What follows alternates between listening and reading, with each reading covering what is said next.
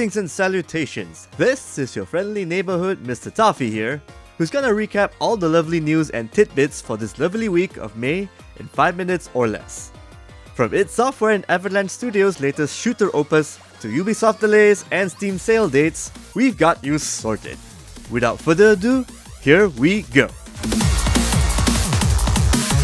Bethesda's latest game, Rage 2, is out. Developed by id Software and Avalanche Studios, the first-person shooter with open-world tidbits is the perfect apology for the mess that was last year's Fallout 76. Our very own Mr. Toffee, oh wait, that's me! I gave it a decent review. While its open-world sections feel very lackluster and empty, though very pretty, the action portions are anything but. id Software and Avalanche Studios did a bang-up job in delivering tight controls, awesome gunplay, and a messload of upgradable ranger skills and weapons. Rage 2 can make even the most jaded of all first-person action game gurus a little moist and tingly inside. Check out my full write-up as well as a guide on how to Rage 2 on the links below. And special props should go to the team for creating 2019's best shotgun in an FPS since Doom 2016's Super Shotgun. Oh yeah baby, that feels so good. SNK's long-awaited entry in the one true weapons-based fighting game is coming out 25th June in English for PS4 and Xbox One. That's 2 days earlier than the Japanese release of the fighting game. This 2019 iteration of Samurai Shodown plans to go back to basics with 2D fighting game mechanics primarily focused on less combos and big damage with well-timed sword strikes. Kinda like parts 1 and 2 back in the day. Also pretty cool in this Sam show is the dojo mode, where the game records your playstyle and creates an AI dummy out of it so you can sort out what you did right and wrong before a major tournament or an online fight. You can also download dojo mode dummies online to spar with, so you can fight a version of Tokido or Daigo Umehara in Sam Show Online instead of flying to your nearest EVO tournament. And as for the PC and Nintendo Switch versions, they're slated for Q4 2019, so have patience man, have patience. According to recent studies on Newzoo, there are over 1 billion female gamers in the world, making up a whopping 46% of all game enthusiasts. Keep in mind that Newzoo made the definition of gamers a little broader, categorizing gaming enthusiasts into 8 personas.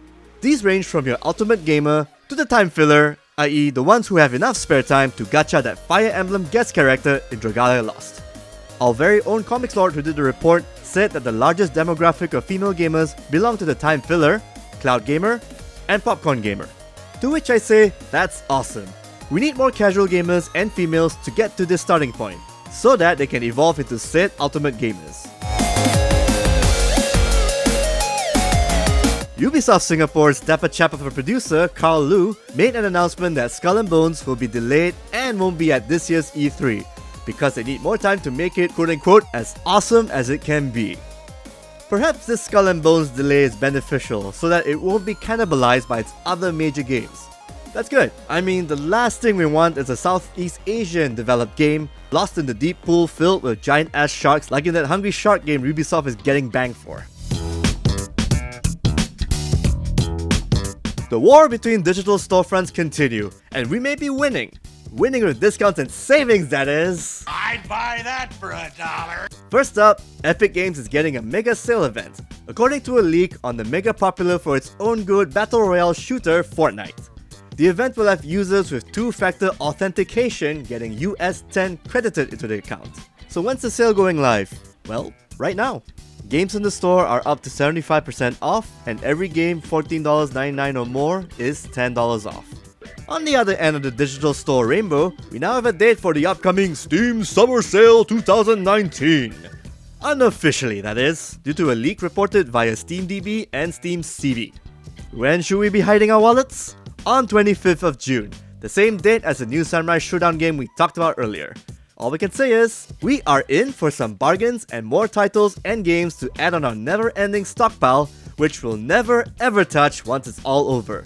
Can you friggin' honestly tell me when's the last time you touched that hugely discounted copy of Crypt of the Necrodancer sitting in a library? Uninstalled? Oh, and for the record, do buy Crypt of the Necrodancer if it's on sale. That's an awesome source roguelike game. I know I said 5 minutes or less for this segment, but this last minute news is too good to pass up. Twilight star Robert Pattinson is in talks to play Batman for Matt Reeves in his upcoming film, The Batman. Sources say it's not a done deal yet, as Pattinson and actor Nicholas Hoult are in the final running for this casting choice. Throughout pop culture history, anytime an actor is cast as Batman, it's usually a landmark and surreal moment. Remember Mr. Mom's Michael Keaton? Yeah, he was a damn good Batman in 1989. Remember Ben Affleck as Batfleck?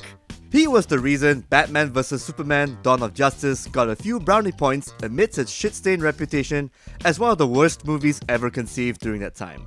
Also, since this upcoming Batman film is going to be a noir detective type tale, having Pattinson on board is a great idea, considering he was in critically acclaimed risky indie fares like High Life, Cosmopolis, and Good Time. That is all for this week's KKP Rhapsody. Until then, that's the way the world pixelates.